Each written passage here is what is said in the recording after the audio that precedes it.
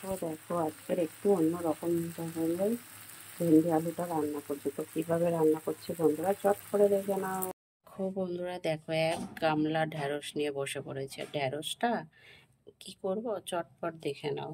Hello বন্ধুরা, সবাই কেমন আছো? আশা করি সবাই খুব ভালো আছো। আর দেখো কি রান্না করব সেটা তো তোমাদেরকে দেখিয়ে নিলাম, আর তার সাথে কি রান্না করব চলো চটপট দেখে নাও।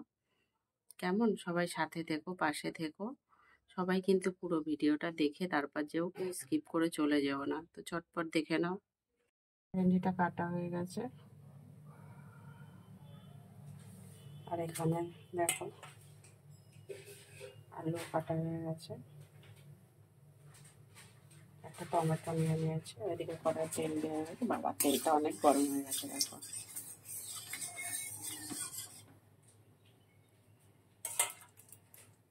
আলুগুলো ছেড়ে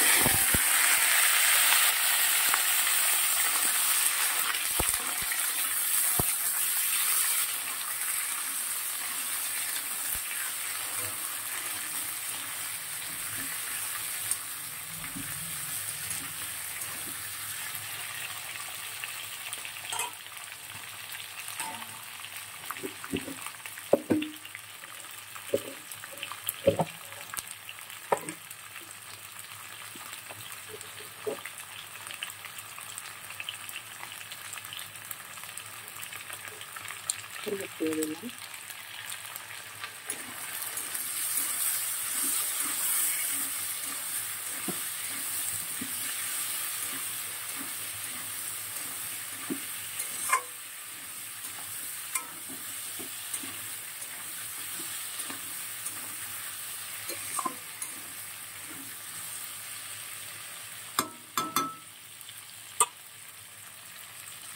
দেখো, ভেন্ডিটা রান্না করার জন্য এখানে আমি পোস্ত নিয়ে নিলাম, অল্পই নিয়েছি।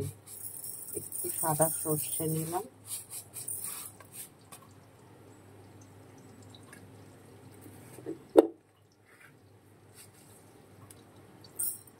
কালো সর্ষে নিয়ে নিলাম,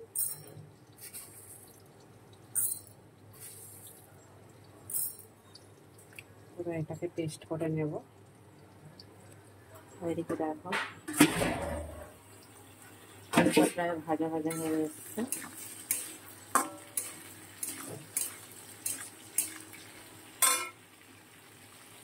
ভেন্ডিগুলো দিয়ে দিচ্ছি।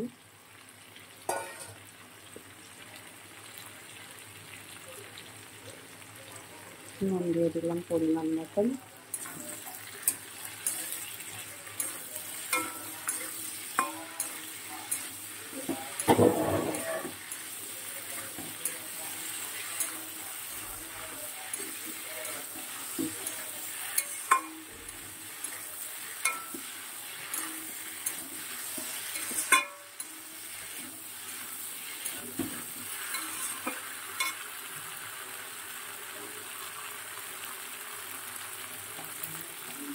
লঙ্কা গুঁড়ো দিয়ে দিলাম একদম সামান্য একটুখানি।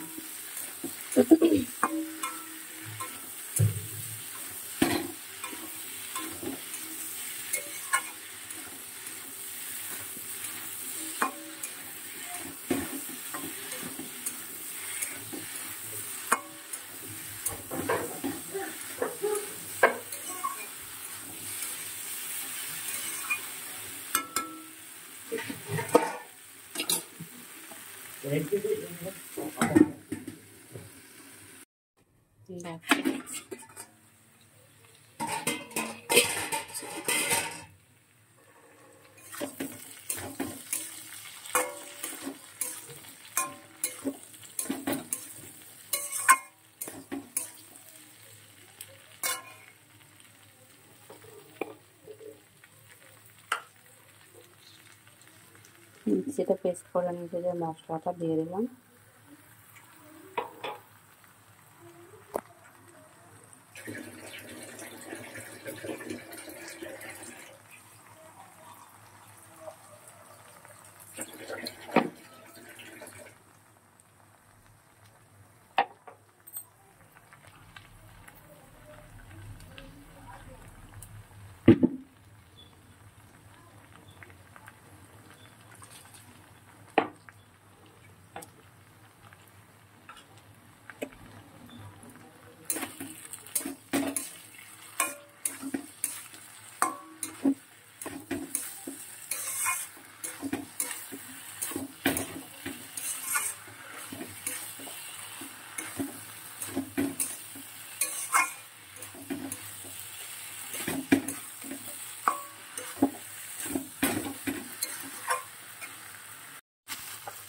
করে রাখো, জল দিয়ে দিলাম।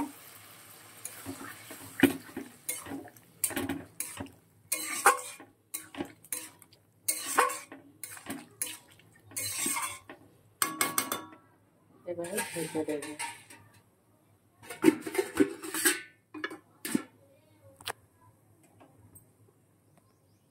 দেখো দেখো আর একটু বাকি আছে এটা হতে। বন্ধুরা এইভাবে যদি ভেন্ডি আলু, ঠিক আছে, রান্না করে খাও, আমি বলছি এটা রুটি, ভাত, পরোটা যা দিয়ে খাও না কেন সব কিছুর সাথেই ভালো লাগবে।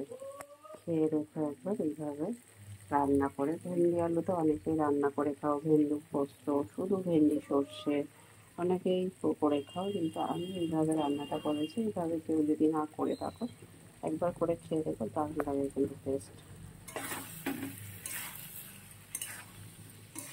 আর একটু হবে। এখনকার আলু তো খুবই বাজে, একটা সেদ্ধ হয়েছে একটা সেদ্ধ হয়নি আলু।